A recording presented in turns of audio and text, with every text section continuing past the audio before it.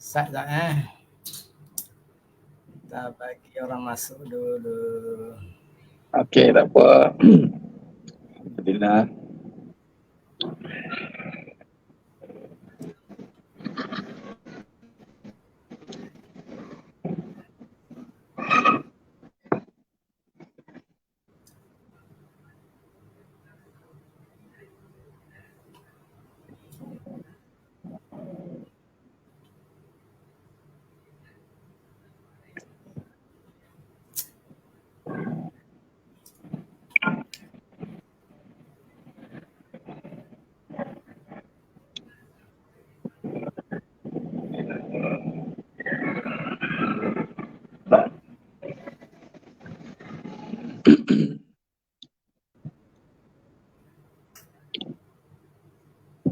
Bismillahirrahmanirrahim. Assalamualaikum warahmatullahi wabarakatuh. Alhamdulillah. Assalamualaikum. Dapat kita bicara lagi hari ini dalam bicara online hari Isnin 4 Januari 4 bersamaan berapa ini Ustaz? 27 Januari akhir. Berapa hari lagi kita akan bulan Rejab insya-Allah. Alhamdulillah. Sama-sama mendoakan supaya kita sihat-sihat saja belaka insya-Allah. Terima kasih kepada penonton semua malam ini. InsyaAllah kita akan bersama dengan host kita malam ini Ustaz Aslim Marin, tapi bila lewat sikit insyaAllah tetamu kita dah ada bersama Ustaz Farid Abu Aulia. InsyaAllah untuk itu saya teruskan serahkan kepada Ustaz untuk meneruskan bicara online untuk malam ini. InsyaAllah Ustaz. Silakan Ustaz. Bismillahirrahmanirrahim. Innal hamdalillah nahmaduhu wa nasta'inuhu wa nastaghfiruh wa na'udzu billahi min shururi anfusina wa min sayyiati a'malina may yahdihillahu fala mudilla lahu wa may yudlil fala hadiyalah. Ashhadu an la ilaha illallah wahdahu la syarika lah wa ashhadu anna Muhammadan 'abduhu wa rasuluh. Allahumma salli ala sayyidina Muhammad wa ala ali sayyidina Muhammad. Rabbi yasir wa la tu'assir bitammin bil khair. Rabbi shrah li sadri wa yassir li amri wahlul 'uqdatam min lisani yafqahu qawli. Allahumma iftah alaina hikmataka wa anshur alaina min khazaini rahmatika ya arhamar rahimin. Wala haula wala quwwata illa billahil aliyyil azim. Amma ba'd. Ayuhal mu'minun ittaqullah usikum wa iyaya bittaqwallah faqad fazal muttaqun.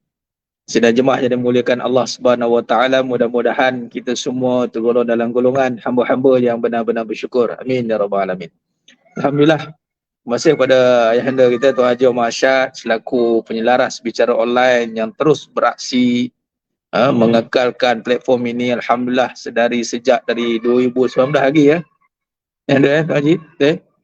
Masya-Allah, sehingga ke malam ini, hari ini alhamdulillah.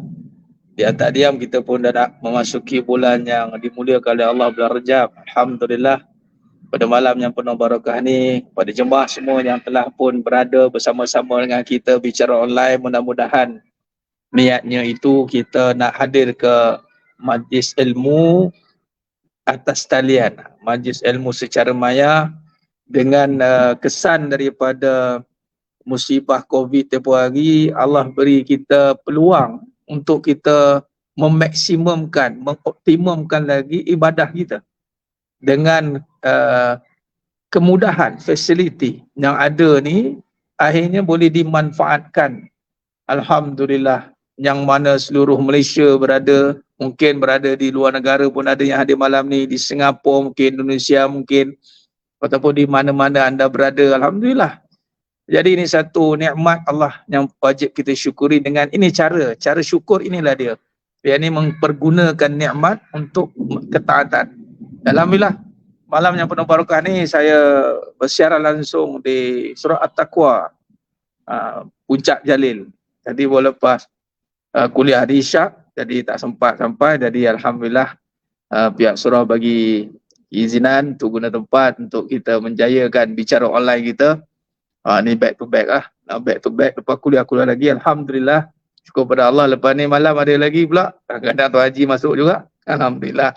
Itu bicara lewat malam. Munajat umat. Masya Allah, itu pun sejak 2019 juga. Allah izinkan kita sampai ke hari ini, alhamdulillah. Baik, sidang jemaah yang mulia Allah Taala, perbincangan kita pada malam ini kita nak teruskan perbahasan dan kupasan daripada rujukan kitab Syarah Hakikat Kehidupan, yang mana kalau kita lihat induk atau perbahasan utama dalam perbincangan hakikat kehidupan ini adalah membincangkan kehidupan, membincangkan kehidupan dari sudut pandang kebenaran, yakni merujuk kepada sifat wajib bagi Nabi SAW. Kenapa kita merujuk pada sifat wajib bagi Nabi SAW?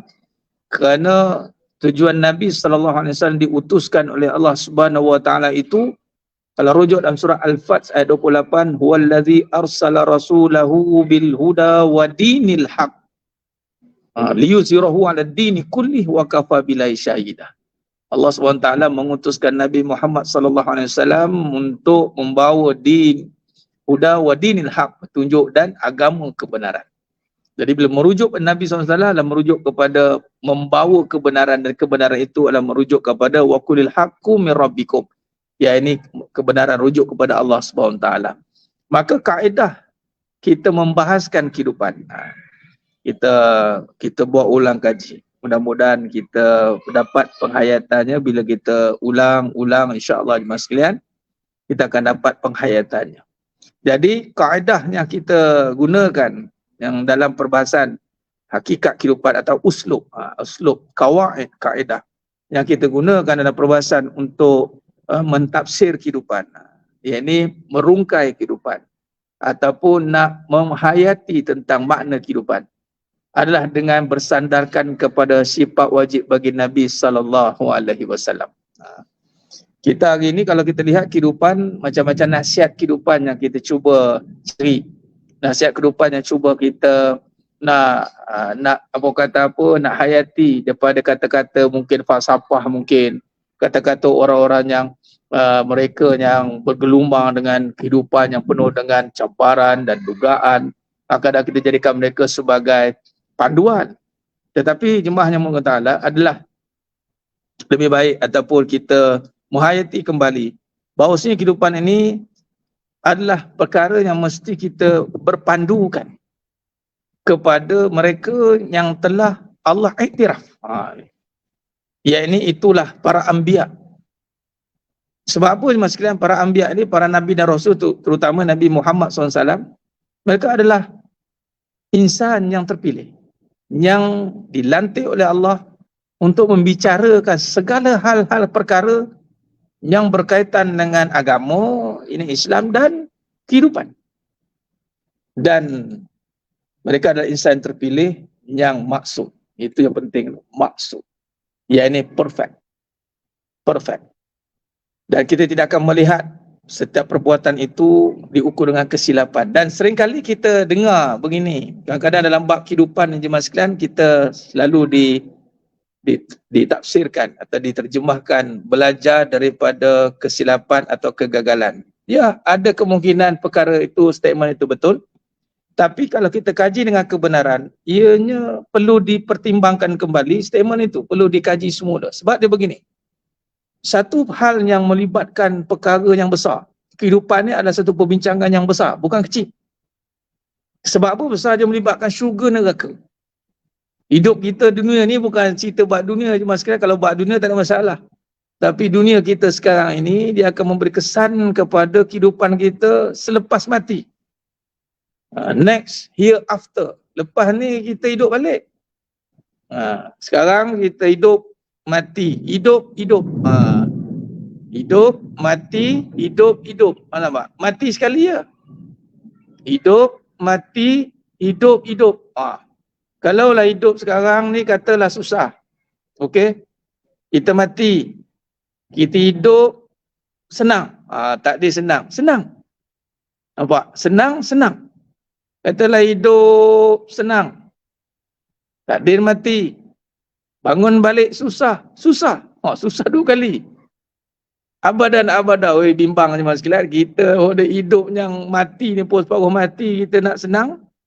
Takkan kita nak senang dua kali ni, kita tak buat sepenuh hati, separuh mati. Panggil.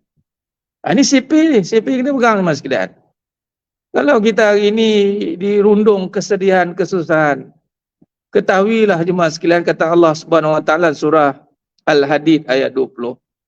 Wa mal hayatud dunya illa mata'ul ghurur. Tidaklah kesenangan. Nah, Allah nisbahkan kesenangan dunia itu mata'. Dunia itu mata', kesenangan. Mata'ul ghurur, kesenangan yang menipu. Taib. Jadi makna kata kesenangan itu, kesenangan pun tipu, yang sementara bermaksud tak kekal. Maka susah pun tak kekal. Jadi kenapa benda tak kekal pula nak kita fikirkan? Patut tak perlu. Tapi kita kena ambil pengajaran. Contoh, senang sekarang, dia tak kekal. Tapi ceritanya dia boleh bawa kepada kesenangan yang kekal. Mati, lepas ni kita mati. Lepas tu kita hidup. Tak nak ke kita senang nanti dan senang kekal abadi? Nampak? Sebab tu Allah terjemahkan senang kat dunia ini. Merujuk kepada kesenangan yang sementara. Sebab apa? Ibarat preview. Saya suka gambarkan. Allah gambarkan dunia ini preview lah kepada kesenangan yang kekal. Jadi jangan tertipu dengan kesenangan yang ada ni. Ibarat macam sebelum kita nak makan, kita appetizer dulu, pembuka selera dulu. Tapi appetizer kita lantak sampai nak habis, datang main course lagi, dah tak makan dah. Rugi. Kita appetizer mula-mula tu kan, pembuka makanan tu kita makan, sikit makan. Kenapa? Nanti nak makan lagi kita. Dia makan pun sikit-sikit. Sebab apa? Sebab nanti nak makan lagi. Dan makanan yang main course pasti istimewa. Jadi main course kita ni bukan kat dunia, main course kita ni kat akhirat sana.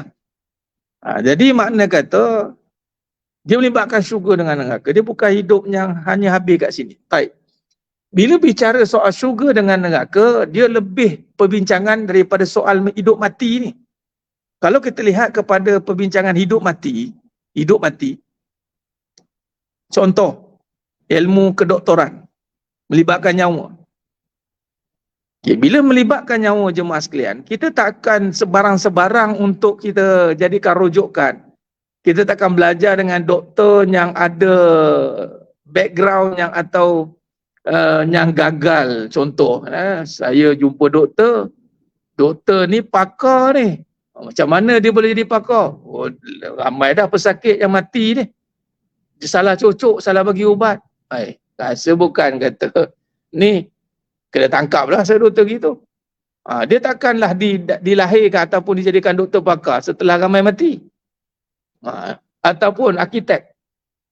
Nak ambil arkitek atau engineer. Dia ni engineer atau arkitek yang berjaya ni. Macam mana berjaya dia? Dia belajar daripada kegagalan setelah beberapa bangunan runtuh. Ini arkitek pakar ni. Ini mesti banyak pengalaman daripada kejatuhan ni kata. Rasa tak ada orang nak buat rumah dekat orang macam itu. Arkitek pun melibatkan nyawa je mas sekalian. Melibatkan nyawa benda yang serius. Dan kita pula berbincang soal kehidupan bukan sekadar nyawa ni lah. Kita melibatkan nasib kita, syurga neraka. Syurga neraka mana dia lebih penting. Syurga neraka yang melibatkan seksaan, yang melibatkan balasan. Kalau berbincang soal keuntungan, orang akan ambil serius. Ini untung rugi ni, jangan buat main tu.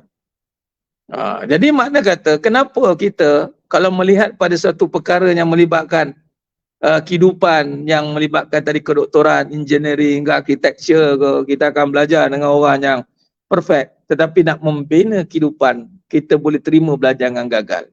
Itu satu statement yang perlu dikaji semula. Adapun kita kena belajar dengan kebenaran. Sebab itu juga kalau kita ambil tamsil contoh, kita belajar daripada peperiksaan lah SPM, katalah student SPM kerja lagi.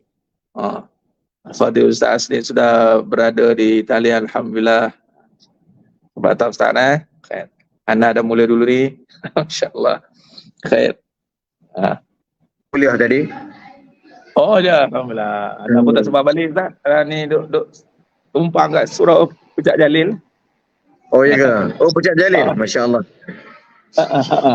Puncak Jalil, alhamdulillah. Khair Ustaz. Baik. Alhamdulillah. Teruskan Ustaz, teruskan. Tak apa, Ustaz, teruskan. Okey, baik. Alhamdulillah. Jadi kalau kita lihat pada SPM tadi contoh, ni kita tengah membincangkan bagaimana kita nak memahami kehidupan, kita nak faham konsep belajar kehidupan. Menurut Islam, memang kita kena belajar dengan kebenaran. Dengan kebenaran, bukan dengan kegagalan. Kalau kita lihat pakai contoh belajar SPM, sekarang anak SPM dalam berapa bulan ni, sebulan dua ke ni, dah ada jangan buat lisan dah. Tak ada istilah kamu ambil exam dulu gagal nanti belajar balik ya. Tak ada. Walaupun ada paper Julai ke, tak ada. Dia tak ada istilah kamu gagal dulu kemudian kamu resit balik. Tak ada. Kamu belajar dulu kemudian ada exam dan make sure exam you lulus. Dan you belajar dengan benda yang betul, jangan benda yang salah. Ambil belajar buka bank soalan, belajar pattern soalan, kemudian kena latih tubi sebelum real ujian datang dan make sure jangan gagal. Malah contoh dalam 5 tahun belajar, exam satu subjek tu 2 jam je, 2 jam setengah. Tiba-tiba 2 jam setengah tu gagal ni mas sekalian. 2 jam setengah gagal itu, dia akan efeknya 5 tahun, ibarat macam tak belajar. Ibarat. Nampak? Jadi makna kata, dalam kehidupan, dia melibatkan ujian. Hidup ni adalah ujian.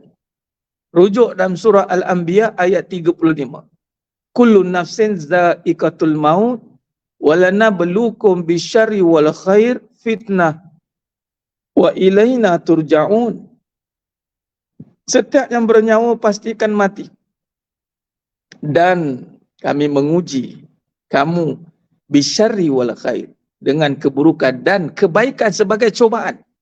Wa ilaina turja'un. Kepada Allah kita dikembalikan. Berarti kata lain, dalam hidup kita ni ada 2 elemen je. Susah senang, susah senang, senang susah, susah senang. Bersilih ganti berat siang dan malam. Maka dinisbahkan susah senang itu adalah ujian. Jadi jangan tengok senang susah saja ujian, senang pun ujian. Jangan tengok buruk saja ujian, baik pun ujian. Bisyarri wal khair. Fitnah, cobaan. Adakah kita nak kembali kepada Allah, nak jawab ujian susah itu dengan kita kembalikan kepada Allah, nak jawab susah itu dengan susah hati kita, susah dengan kita diri kita, mula kita marah-marah sebagai contoh. Nah, maka kehidupan sama dengan ujian. Berbalik kepada tamsilan tadi, contoh yang kita bawa, bila kita nak menghadapi keujian kehidupan, takkanlah kita merelakan untuk gagal atau belajar daripada kegagalan. Ini banyak orang kata apa, tersebar luas. Memang sekali fikir, selintas dengar, sepintas lalu, macam betul.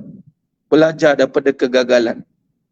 Walhal kita boleh belajar daripada kebenaran. Daripada siapa kebenaran itu? Dibawa oleh siapa? Itulah baginda Nabi Muhammad sallallahu alaihi wasallam. Kita nak belajar bagaimana sudut pandang kehidupan. Dan kita kena fikir, dan ini satu tugas, task yang Allah berikan kepada manusia untuk berfikir. Afala yatafakkarun, kamu tidak berfikir? Maka dengan asbab itu, kita berfikir berlandaskan kepada apa yang dibawa oleh Nabi Muhammad SAW dengan uslub, dengan kaedah sifat wajib bagi Nabi SAW 4 itu. Kita sandarkan sidik, amanah. Dalam kajian kita, sidik, amanah, fatanah, tabligh, soft. Maka dengan kaedah ini, kita pakai kepada kehidupan, kita guna ambil iktibar. Kita ambil iktibar sifat wajib Nabi SAW, setiap satu sifat itu, kita pakai balik dalam hidup dan kita jadikan sandaran. Kita dah iktibar. Maka di sini jemaah sekalian, ianya menjadi satu perbahasan tarif kepada kajian kehidupan, hakikat kehidupan, yakni sebuah penelitian yang menyeluruh akan sebuah kemelut kejadian manusia yang tidak terlepas daripada masalah dan cabaran. Yakni yang dinamakan ujian. Nampak? Jadi kita nak kaji balik, nak teliti balik, nak hayati balik kehidupan manusia ini, sebagaimana kata Allah tadi dalam surah Al-Anbiya ayat 35, sebagai cobaan, Allah cuba dengan bisyari wal khair, fitnah. Maka kita nak teliti balik keseluruhan kehidupan ini yang mana kemelut kejadian manusia ini tidak terlepas daripada ujian, masalah dan cabaran. Dengan cara apa jemaah sekalian? Dengan melihat akan pengajaran yang terkandung di dalam, kita ada rujukan. Ini kata kita rujuk di dalam 2 surah yang menjadi hikmah yang besar di dalam kaedah Allah Subhanahu Wa Taala mengajar hamba-Nya melalui kekasihnya, melalui para utusannya. Itulah bermula dengan kisah Nabi Adam alaihi salam, dan kita ambil rujukan juga, dan inilah sandaran yang besar. Itulah rujukan bagi Nabi Muhammad sallallahu alaihi wasallam. 2 kisah ini ada perbincangan yang besar. Apa yang besar itu jemaah sekalian? Pada perbincangan kisah Nabi Adam AS, nah kita belajar dengan kebenaran. Kita buat murajaah, ulang kaji sikit sebelum kita, dan kita masuk juga perbahasan hari ini, iaitu masih membincangkan diri menterjemahkan kekuasaan Allah. Dalam kehidupan, pada perbahasan siddiq, iaitu benar, Allah jadikan kita ini adalah asbab untuk menyatakan kebesarannya. Dalil atau tanda kebesarannya. Wa min ayatihi. Okey. Baik. Maka dalam peristiwa kisah Nabi Adam AS, kita kaitkan dengan perbahasan kita hari ini, dan kita merujaah pada permulaan bicara kita tempoh hari. Sebab dia saling kait mengait, dia berhubung kait di sekalian. Okey, baik. Maka kisah Nabi Adam AS dengan Iblis ini membawa satu perbincangan yang besar, satu, dan perbincangan yang menggambarkan keadaan manusia yang bakal berlaku dan telah pun berlaku sekarang, dan disitulah kita menjawab kembali bahawasanya kisah ini sangat memberi pengajaran. Apa pengajaran dia? Kita lihat. Pertama, bagaimana Iblis yang mana hidup dia bermula. Di mana, bilakah bermulanya hidup kehidupan si Iblis? Iblis hidupnya bermula ketika Allah jadikan Nabi Adam AS. Ketika dia dengan malaikat, tak ada kehidupan. Sebab apa kita bincang sebut tak ada kehidupan? Sebab dia tak ada pasangan. Dia tidak dipasangkan. Pasangan Iblis jin, kana minal jin. Iblis itu jin, minal jinnati wan nas. Jin dan manusia. Bukan jin dan malaikat. Walaupun ketika itu Iblis jadi ketua kepada para malaikat dan jin, dapat kedudukan yang besar. Namun pasangan, yakni bermula kehidupan, itu bila berpasangan, bila Allah pasangkan dengan Iblis, dengan Nabi Adam AS, maka bermula episod kehidupan. Kita belajar tengok. Maka di situ kehidupan, nak kita perjelaskan bahawasanya tentang surah Al-Anbiya 35, buruk dan baik itu, wallahi mas sekalian, memang hidup ni memang diuji dengan benda buruk dan benda baik. Benda yang kita tak suka dan suka. Allah uji Iblis. Kadang-kadang kita pelik, ada kadang-kadang orang tanya, Ustaz, dia beramal banyak Ustaz, tapi kena benda yang dia tak suka. Macam orang tak beramal tu. Question. Kenapa? Ya, amalan itu suruhan. Tetapi kehidupan itu ujian dan nak menguji keimanan. Bila iman itu mampu dijaga dengan baik, dengan keyakinan yang benar, maka amalan yang dilakukan tadi itu berguna, bermanfaat. Sebab sudah pasti amalan yang dibangunkan tadi itu bersandarkan iman. Sebab tu nak tahu dia beriman atau tidak, kata Allah, aku uji dia. Suruh memang suruh dah. Semua orang buat suruhan Allah dengan solat, buat suruhan Allah. Macam Iblis kan, pengajaran kita tengok. Iblis buat suruhan. Buat. Tapi bila datang ujian kehidupan, dia tak tertanggung terima. Sekali ujian, fail terus. Ini pun pengajaran kita tengok dalam kehidupan. Ramai orang duk nampak amalan-amalan. Ya betul, amalan-amalan memang. Tetapi kepala bagi amalan itu ilmu. Faham. Ada yang beramal tapi tak faham. Rupanya Iblis ni mas sekalian, dia tak faham. Dia ahlul abid. Ramai mungkin kita sangka iblis tu alim. Tidak. Alim merujuk pada ilmu. Iblis tak ada ilmu, maksudnya. Iblis ada ibadat. Dia hanya ada perbuatan. Buktinya ketika ditanya oleh Allah Subhanahu Wa Taala, ketika Allah tanya para malaikat, dan waktu itu malaikat bertanya dulu kepada Allah dalam kejadian Nabi Adam AS. Wa isqala rabbuka lil malaikati inni ja'ilun fil ardi khalifah qalu ataj'alu fiha may yufsidu fiha wa yasfiku dima wa nahnu nusabbihu bihamdika wa nuqaddisu lak qala inni a'lamu ma la ta'lamun. Iblis malaikat waktu itu tanya pada Allah, bukankah nanti manusia ini akan buat kerosakan, permusuhan, pertumpahan darah? Tak cukupkah kami yang bertasbih dan bertahmid? Allah pun bagi tahu pada malaikat mewakili jin, mewakili iblis juga waktu itu. Dan waktu itu mereka satu kumpulan, belum lagi berhaluan kiri kanan, belum lagi puak kiri, militan kiri, belum ada lagi. Mereka satu kumpulan yang mentaati Allah. Seluruh kejadian Allah semua taat kepada Allah, kecuali dua, jin dan manusia, yang Allah akan pertanggungjawabkan. Berbeza sebab Allah bagi tanggungjawab. Ketika itu Allah berikan ilmu kepada Nabi Adam AS. Sebab tu berbeza kedudukan manusia ni. Kenapa bagi ilmu? Kerana ada akal.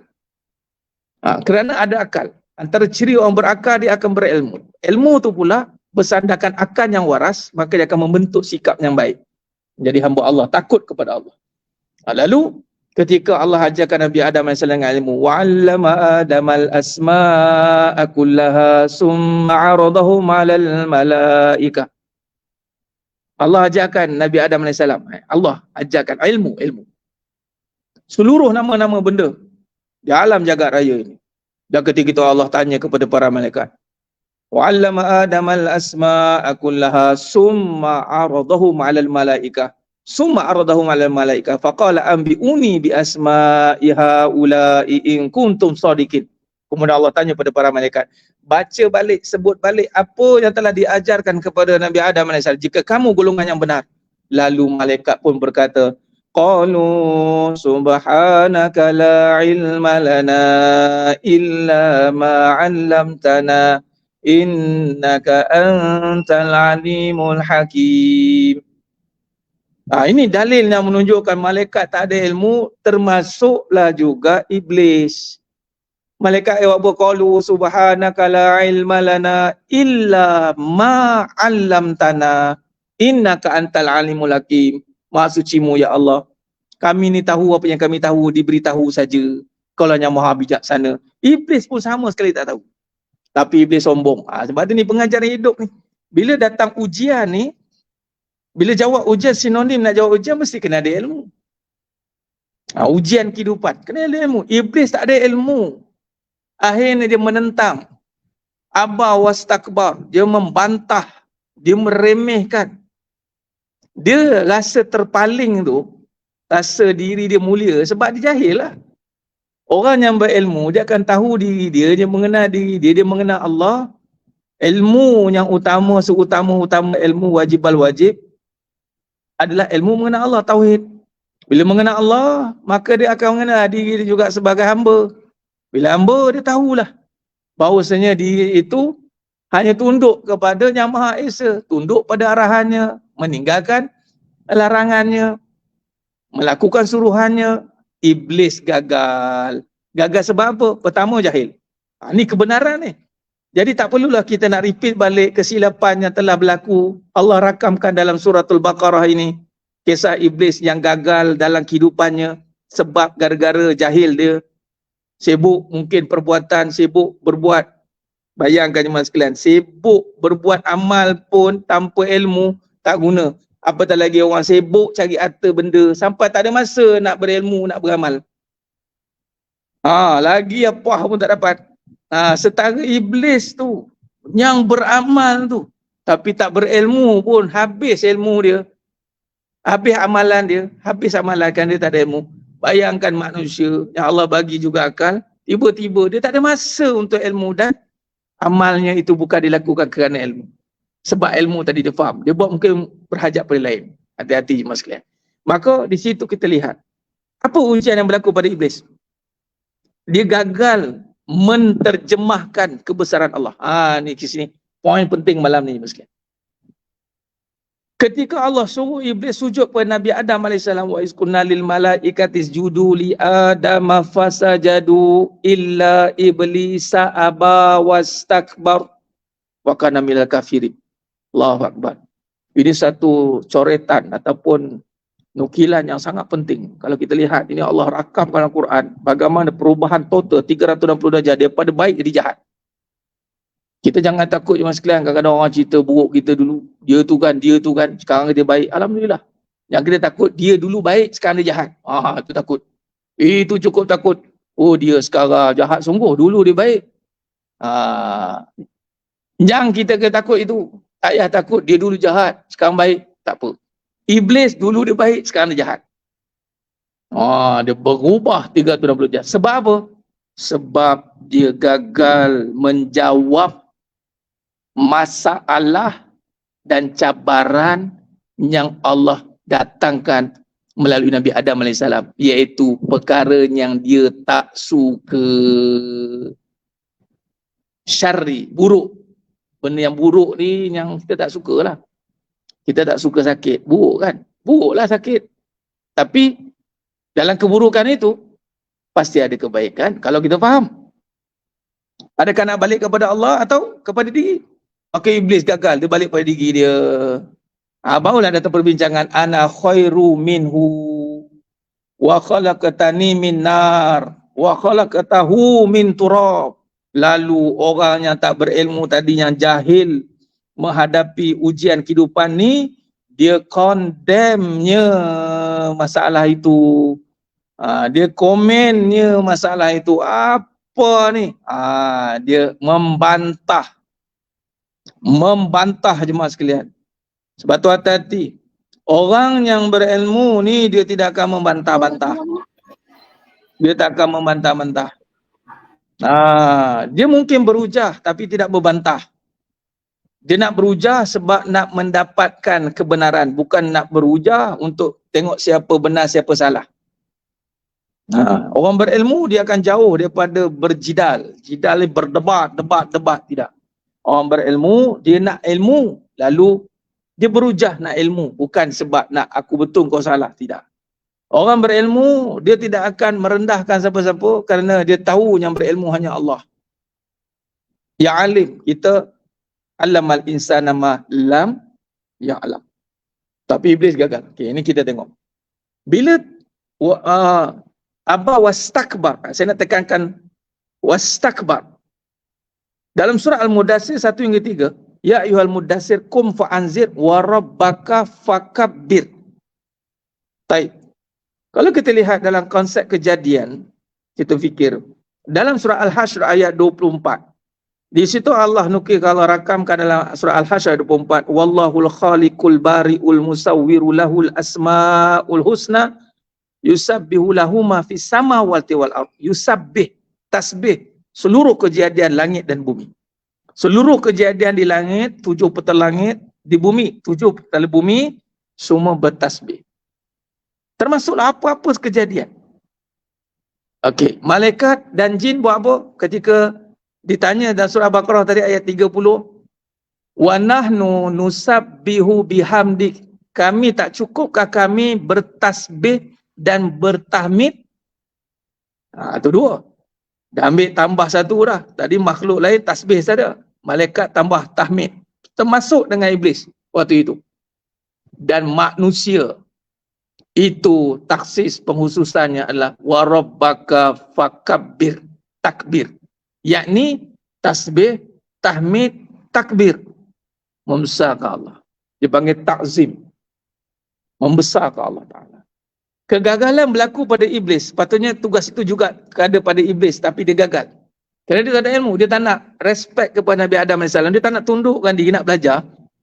Dia tegak, dia, kau siapa nak ajar aku? Awak siapa ni? Nak mandai baru datang nak mengajar. Awak tak kenal saya siapa? Aku dah lama hidup. Garam bertontong aku makan. Nak ngajar aku. Marah dia. Kan? Dia tak nak lower down. Saja Allah bagi. Akhirnya dia takbur, patutnya takbir. takbir. Kerana dia jahil, dia takbur. Apa takbur ni? Remehkan orang, nolak kebenaran. Itu kena Nabi SAW. Meremehkan orang. Alah, ceramah bandai. Tentang dia dulu kena neraka. Allahu Akbar. Alah, pergi masjid belum tentu pergi masuk syurga. Belum tentu. Dia suka meremeh dan merendah-rendahkan amalan. Kau tak nak buat, udahlah. Dia diam sudah. Tak setuju, diam. Ini kadang-kadang dia punya komen. Zaman-zaman sekarang, Allahu Akbar. Yang takut tengok netizen juga kena komen ulama. Ya Allah. Ya Allah, takutnya kita. Kan? Sebab apa? Sebab tadi kita bimbang. Kerana tuntutan keutamaan hidup manusia itu ada akal dan kena cari ilmu untuk membahaskan balik perkara yang kita tidak tahu dan ilmu bersandarkan kebenaran. Itu iblis. Dan nampak tak chapter 1 tu. Di manakah kegagalan iblis itu? Alah kerana apa? Kerana dia itu tiada ilmu, jahil. Itulah dia. Dia bukan alim. Dia abid saja. Dan bila dia jahil, dia terhijab. Apakah makna kejahilan? Terhijab dia tentang Allah. Ustaz, dia tu kan beramal dulu, dia kenal Allah. Ya, ketika suruhan Allah, dia nampak Allah, dia kenal. Iaitu contoh solat. Kan? Kita tahu, tak ada siapa lagi komen solat. Tak ada siapa lagi marah. Time sujud tu, tiba-tiba bangun. Ibu dia menjerit kat belakang. Saya bantah imam, kata, apa muka ni letak kat bawah ni? Muka saya ni, saya letak tinggi daripada semua anggota lain. Tiba-tiba sujud, punggung lagi tinggi daripada muka. Dia marah. Tapi tak ada siapa marah. Tak ada siapa marah, tuan-tuan. Sebab apa? Dia tahu itu suruhan Allah. Tiba-tiba, dalam kejadian Allah, dia komplain. Dia marah. Dia remehkan. Walau kejadian Allah juga, termasuk juga padanya ada suruhan dan larangan Allah. Dia komennya. Kan iblis dia komen Nabi Adam AS. Sebagai contoh, kalau kita bahasa mudah suami isteri.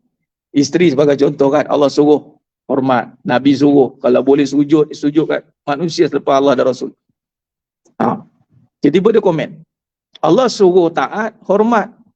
Kalau tak suka, buat cara, ada cara lah. Bukan kata komen, bukan suruh komplain, bukan suruh condemn. Padanya ada suruhan. Sama juga dengan suami pada isteri, hargainya.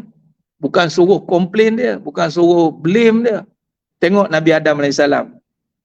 Ni pengajaran juga. Nabi Adam AS dengan konteks iblis, iblis menyalahkan. Nabi Adam AS memaafkan. Nabi Adam AS diuji dengan, tadi kisah iblis, perkara yang dia tak suka. Nabi Adam AS ujian juga, tapi khilaf berlaku pada Siti Hawa. Jangan letak pada Nabi Adam AS. Nabi Adam AS maksum. Sebab tu ada Siti Hawa. Siti Hawa yang terkhilaf, termakan kata-kata iblis. Suruh makan buah khuldi. Tengok, kalau ikutkan Nabi Adam AS, ni suka lah Allah uji dengan suka. Siti Hawa tu diuji dengan benda yang dia suka. Dia rasa nak suka nak makan buah khuldi. Suka. Bila suka, hati-hati. Kadang-kadang suka itu adalah perkara yang dilarang Allah. Tapi kerana isteri kita, nampak ni. Jadi isteri pula yang kita suka, akhirnya keluar 1000 kata, tak terkata.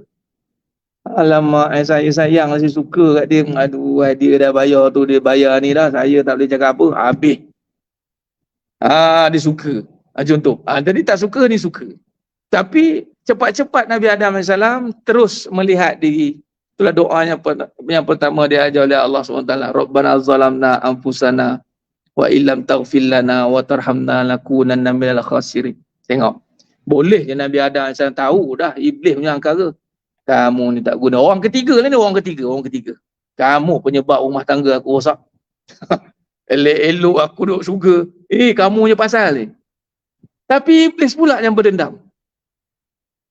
Dia punya pasal, dia punya salah, dia yang tak nak sujud, dia yang jahil, dia salahkan Nabi Adam AS. Tidak cukup dengan itu jemaah sekalian. Iblis bersumpah di hadapan Allah. Qala fa bi'izzatik la ughwiyannahum ajma'in illa ibadaka minhumul mukhlasin. Dia bersumpah depan Allah, aku akan sesatkan cucu cicit Nabi Adam kecuali yang orang yang terpilih. mukhlasin, yang bersih. Kan kita kan kalau bergaduh orang-orang yang jahil kan, orang tak ada kena dilibatkan. Habis riuh rendah satu kampung, padahal dia bergaduh berdua. Gaduh berdua, dia cari sokongan ketiga, keempat, kelima. Apa kena mengena dengan yang dia gaduh tu, semua dia benci. Ni hati-hati. Dan ini ada dalam kehidupan. Berlaku jemaah sekalian dalam kehidupan. Dan hari ini kalau kita lihat, Nabi Adam AS berjaya menterjemahkan kekuasaan Allah. Iaitu dengan mengakui akur kesilapan. Iblis membesarkan diri, malah menyalahkan. Jadi kesimpulan kalau kita lihat, orang yang dalam kehidupan ini memang ada masalah, tapi dia tak besarkan masalah, dia besarkan Allah. Besarkan Allah yakni dengan membesarkan nikmat Allah, membesarkan keampunan Allah, membesarkan segala pertolongan Allah, masalah kecil. Akhirnya orang yang mencari Allah dalam hidup dia, cari Allah ni, cari redha Allah, cari keampunan Allah, cari rezeki Allah, maka dia tidak akan mencari salah. Orang yang jalan menuju Allah, dia tidak akan mencari salah. Orang yang menuju selain Allah, dia akan cari salah. Iblis lah. Jadi sanad ilmu salah menyalah ni, jadi akan turun dapat sanad pada iblis. Jadi jalan salah menyalah, jalan iblis.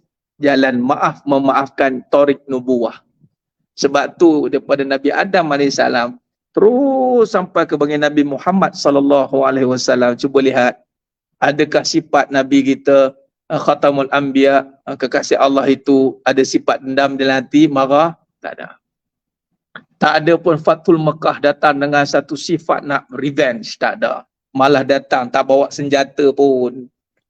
Malah ketika perjanjian Hudaybiyah tahun ke-6 Hijrah tu pun datang tak pakai senjata, sedangkan waktu itu masih dalam war, the middle of war waktu tu. Sahabat tanya, tak ada apa-apa ya Rasul, kita jalan tak bawa senjata. Tak apa, nampak tak? Punyalah optimisnya, punyalah husnuzannya, Masya Allah. Ni orang ada Allah. Sebab dia tahu semuanya itu di dalam jajahan takluk kekuasaan Allah Ta'ala, dan pasti ada hikmahnya yang perlu kita fahami dan hayati. Jadi jemaah sekalian, kesimpulan awal kita boleh buat pada malam yang penuh barakah ni, yang pertama, kita nampak hidup ini memang disajikan dengan masalah. Rujuk Al-Anbiya ayat 35 tadi, masalah apa? Susah senang ni masalah, senang pun masalah, susah pun masalah. Apa cerita Ramli tu? Hidup pun susah, mati pun susah katanya. Tapi jangan macam itu, kan dia bunuh diri pula kan. Jadi bukan susah, memang masalah. Sebab apa? Sebab nak rasa kebesaran Allah. Kalau tak ada masalah, macam mana nak rasa kebesaran Allah? Dia masalah ni membawa kita nak rasa kebesaran Allah. Tapi kalau kita gagal hadapi tanpa ilmu, kita akan membesarkan masalah, silap lagi bulan, menyalahkan Allah. Wa na'udzubillah min zalik. Dia menyalahkan Allah. Manusia lalas sekali dia marah Allah. Itu dia. Wallahu a'lam. Setakat tu dulu. Kembali kepada Ustaz Fadil Ustaz Aslin. Wallahu a'lam. Ustaz. Alhamdulillah, terima kasih kepada Al-Fadhil Ustaz Farid Abu Aulia yang saya tak langsung bersebut tentang menyalahkan Allah atas musibah yang berlaku. Saya rasa itu mungkin itu standard Ustaz sekarang ni kan. Allah. Aku ni main judi ni kerana Allah dah takdirkan aku main judi. Aku ni kalau berubat pun dah tak lega dah, sebab kalau ditakdir sakit. Dekat Allah tak buat aku sakit, aku semayang, aku puasa, aku tapi Allah pun sakit. Jadi aku tadi ditakdirkan golongan-golongan pesakit. Jadi kalau berubat pun Allah pun tahu je lah, dia menyembuhkan. Fa idza maridtu fa huwa yashfin. Ada kena berat. Ada dalil dia. Macam-macam. Jadi bila sebut innal insana khuliqa halu'a, manusia diciptakan dalam keadaan sifat dia ni keluh kesah. Betul saya sebut dalam surah Anbiya ayat 35 tadi ni. Dalam keadaan senang pun keluh kesah, susah pun keluh kesah, sihat pun keluh kesah, sakit pun. Maknanya itu fitrah manusia macam tu dah. Ada je benda yang dipikirkan di luar jangkaan dia. Contoh macam-macam kan. Kalau kaya sangat kan nanti apa orang kata pula. Kalau miskin sangat nanti apa orang kata. Dia macam tu. Di keluh kesah tu Allah telah meletakkan benda ni sebagai salah satu syarat untuk manusia ni liyabluwakum ayyukum ahsanu amala. Itu tujuan pun Allah buat. Ini ujian. Jadi kalau dalam bahasa mudah hari-hari yang saya sebut, ujian ni, bala musibah ni bila kena kita, sabara wa radiya hatta yalqallaha wa ma'alaihi qati'ah. Makna dia berjumpa dengan Tuhan kerana dia tidak berdosa, masya-Allah. Tapi syarat dia berat, Ustaz. Sabar dengan redha. Sabar Allah bagi sakit, redha dengan apa yang Allah timpakan. Kenapa aku ni banyak dosa dengan Allah. Jadi jangan jadi putera yang Ustaz Farid Budak sebut tadi kan. Jadi tadi saya dapat, mungkin Ustaz Farid pun dah dapat, Ustaz Budak dapat tadi, tentang salah seorang artis kita di Malaysia ni, artis yang cukup terkenal, pengarah filem terkenal dan sebagainya. Dia sebut tentang perlunya rumah pelacuran. Mungkin tak dapat kan? Ada. Maksud 2-3 minit ni, apa pandangan Ustaz? Kita tak mention nama artis tersebut. Okey. Apa pandangan? Adakah ini dipanggil saddu zara'i' daripada dia buat, dia rogol bini orang, rogol ada orang, so kita kena buat rumah khas, rumah zina untuk mereka yang nafsu mereka melonjak sebagai apa pandangan Ustaz? Allahu Akbar. Inilah apabila perbincangan kehidupan hanya bersandarkan pada keadaan. Maka datanglah keadaan yang kadang-kadang keadaan itu bila dipikirkan dengan kewarasan memang tak masuk akal. Bagaimana seorang perompak yang suka merompak, kita kena sediakan tempat untuk dirompak. Faham macam itu je lah. Perompak ramai. Jadi kita sarankan satu tempat, kita bubuhnya duit banyak-banyak situ, kita longgorkan perompak kat situ. Agak-agak apa jadi? Rompak lah. Daripada dia rompak rumah kita sediakan tempat rompakan. Ya, so, macam itulah. Boleh bagi lesen untuk dia rompak. Yes. Ya. Jadi gitulah. Apabila kewarasan mengatasi akal tidak berada dalam kewarasan. Sebab tu akal ni dia perlu ditadbir urus dengan hukum hakam. Walaupun ia tidak berkaitan dengan orang Islam, tetapi kita ni orang Islam yang mentadbir. Sudah pasti ada maslahah yang walaupun benda tu bukan halal dan haram pada dia, tapi kita kena faham. Sebagai contoh makanan halal, itu higienik. Orang faham halal mesti higien. Jadi kalau kita letak padanya haram ni, walaupun dia tak faham haram, tapi mesti ada darar. Mesti ada darar dia, larangan mesti ada.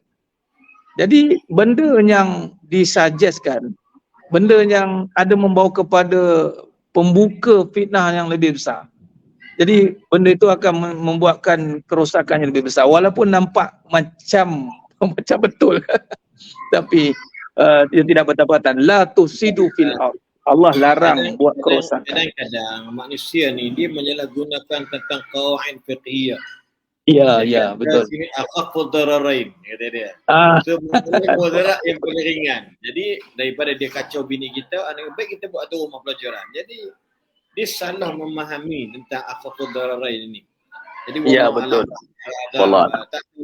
Kita pun tidak mendengar keseluruhan bicara. Ya, betul. Podcast itu mungkin dapat, tetapi kalau betul maknanya ada somebody lah, pihak berkuasa kena menegur lah satu galakan mana cara.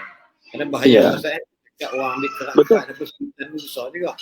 Konsep dia macam tadi cakap dia. Jadi kita minta something yang boleh somebody yang boleh nasihat dia, boleh ni pandangan supaya dia tarik balik ataupun padam lah dia punya statement. Podcast. Ya, betul Ustaz, setuju. Tamsil dia macam tadi lah. Silakan. Ustaz tutup. Okey, sambung sikit tadi dan kita buat kesimpulan. Boleh juga.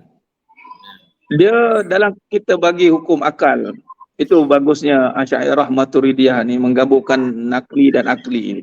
Menjawab akal yang dilontarkan itu, kita jawab dengan akal, bagi tamsil dengan akal ni. Kita macam tadilah, kalau dia bagi ruang untuk mengekang kejahatan dengan kejahatan, tak jadi. Keburukan takkan selesai dengan keburukan. Buruk takkan selesai dengan buruk. Satu. Kedua, kalau macam tadi, kalau pelajaran sebagai contoh, bagaimana yang drug edit, dia pun nak juga ruang untuk dia. Mak rempit, bagai contoh, kami pun nak litar kami. Okey, macam mana nak mengekang pula keadaan itu? Adakah dia akan membuka ruang kepada perkara-perkara salah ni mula bermaharajalela, dan saya kira polis pun takkan benarkan. Dia satu perkara yang bersalahan dan salah dan mengundang kepada dosa. Itu dia. Dosa ni sebab kesan dia tak tertanggung kepada perkara yang lebih besar. Baik, jadi kesimpulan jemaah yang mulia Allah Ta'ala, balik pada penutuplah pembahasan kita dalam tajuk diri menterjemahkan kekuasaan Allah Ta'ala. Jadi merujuk pada soalan Ustaz Hasni tadi tentang isu mutakhir ini yang tadi. Jadi di situ pentingnya, penting untuk kita faham, diri kita ni reference kita ke mana?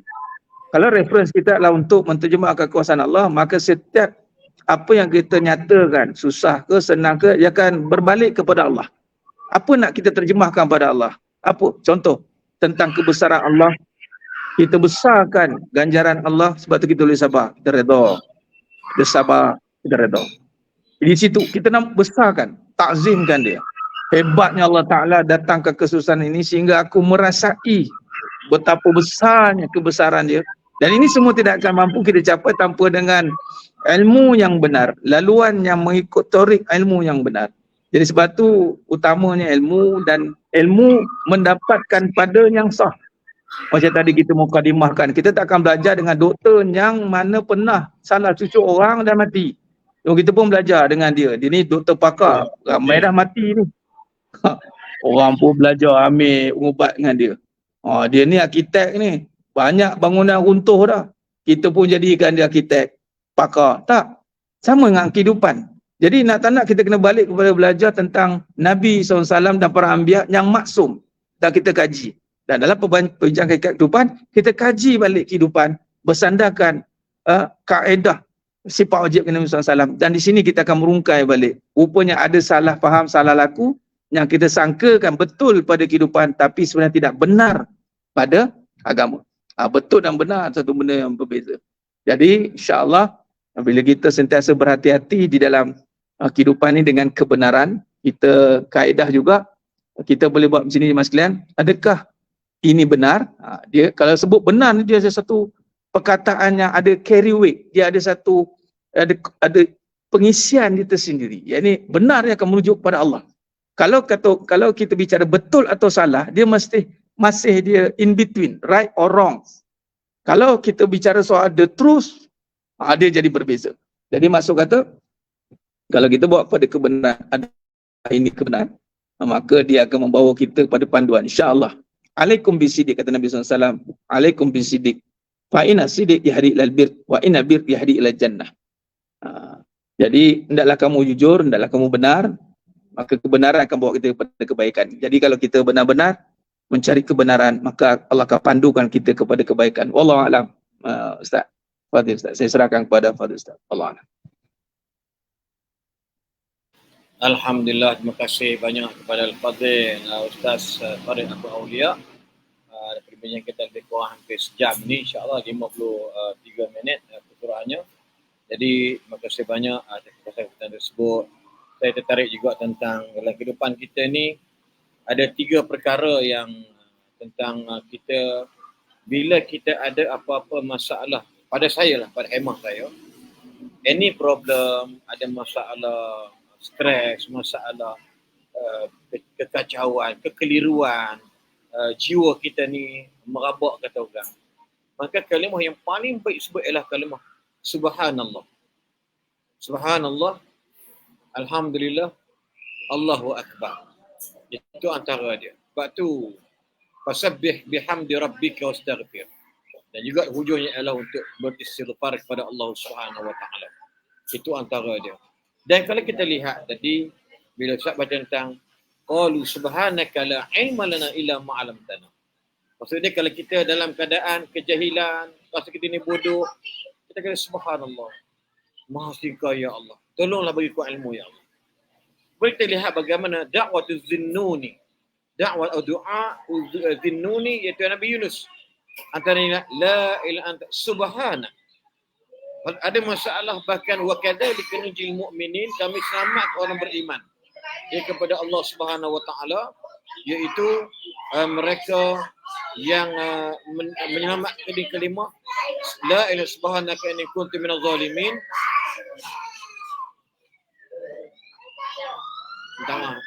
dekat kedai ni kanak-kanak menangis kuat sangat. Saya lah kanak-kanak kan anak-anak. Subhanallah, kata ketua ujian. Saya sebenarnya di ruang yang dah tertutup ni, tapi buat suara sampai ke sini lagi. Masya-Allah. Tak apa. Misalnya kita buat ada cucu, ada anak ni. Jadi wa kadzalika nunjil mu'minin, dan demikian juga kami menyelamatkan orang beriman. Dan kalimah la ilaha illa anta subhanak inni kuntu minadh dhalimin. Sebab apa kita ada masalah? Sebab apa kita sakit? Sebab kita ada musibah. Sebab kita kena balak. Sebab kita ini ada dosa dengan Allah. So innallaha habba 'abdan idza innallaha habba 'abdan ibtalahu liyasma'a tadarru'ahu. Allah bila sayang kita, Allah uji kita kerana Allah nak dengar rintihan nama Allah di bibir kita. Jadi masya-Allah. Ya, moga-moga banyak manfaat kita pada malam ini. Disampaikan oleh Ustaz Farid Abu Aulia. Dan insya-Allah kita bertemu lagi pada malam esok. Yang baik datang daripada Allah. Ya lemah dari kita sendiri. Terima kasih banyak kepada penaja utama kita. Terima kasih kepada Cik Farida. Terima kasih kepada semua para penonton yang sudi melapangkan masa anda bersama kita setiap malam di Bicara Online tanpa henti sejak April 2020 hingga ke malam ini insya-Allah. Terima kasih Raja Syah pada kita. Assalamualaikum warahmatullahi wabarakatuh. أعوذ بالله من الشيطان الرجيم بسم الله الرحمن الرحيم تبارك الذي بيده الملك وهو على كل شيء قدير الذي خلق الموت والحياة ليبلوكم أيكم أحسن عملاً وهو العزيز الغفور الذي خلق 7 سماوات طباقا ما ترى في خلق الرحمن من تفاوت فارجع البصر هل ترى من فطور ثم ارجع البصر كرتين ينقلب إليك البصر خاسئا وهو حسير ولقد زينا السماء الدنيا بمصابيح وجعلناها رجوما للشياطين وأعتدنا لهم عذاب السعير وللذين كفروا بربهم عذاب جهنم وبئس المصير إذا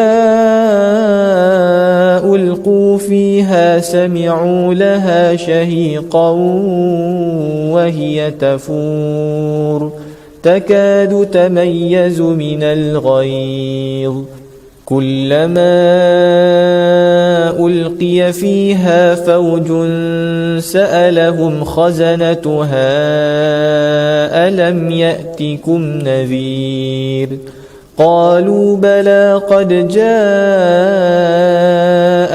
نذير فكذبنا وقلنا ما نزل الله من شيء إن أنتم إلا في ضلال كبير وقالوا لو كنا نسمع أو نعقل ما كنا في أصحاب السعير فاعترفوا بذنبهم فسحقا لأصحاب السعير إن الذين يخشون ربهم بالغيب لهم مغفرة وأجر كبير وأسروا قولكم أو اجهروا به إنه عليم بذات الصدور ألا يعلم من خلق وهو اللطيف الخبير هو الذي جعل لكم الأرض ذلولا فامشوا في مناكبها وكلوا من رزقه وإليه النشور أأمنتم من في السماء أن يخسف بكم الأرض فإذا هي تمور أم أمنتم من في السماء أن يرسل عليكم حاصبا فستعلمون كيف نذير ولقد كذب الذين من قبلهم فكيف كان نكير أولم يروا إلى الطير فوقهم صافات ويقبضن ما يمسكهن إلا الرحمن إنه بكل شيء بصير أمن هذا الذي هو جند لكم ينصركم من دون الرحمن إن الكافرون إلا في غرور أمن هذا الذي يرزقكم إن أمسك رزقه بل لجوا في عتو ونفور أفمن يمشي مكبا على وجهه أهدى أمن يمشي سويا على صراط مستقيم قل هو الذي أنشأكم وجعل لكم السمع والأبصار والأفئدة قليلا ما تشكرون قل هو الذي ذرأكم في الأرض وإليه تحشرون ويقولون متى هذا الوعد إن كنتم صادقين قل إنما العلم عند الله وإنما أنا نذير مبين فلما رأوه زلفة سيئت وجوه الذين كفروا وقيل هذا الذي كنتم به تدعون قل أرأيتم إن أهلكني الله ومن معي أو رحمنا فمن يجير الكافرين من عذاب أليم قل هو الرحمن آمنا به وعليه توكلنا فستعلمون من هو في ضلال مبين قل أرأيتم إن أصبح ماؤكم غورا فمن يأتيكم بماء معين صدق الله العظيم.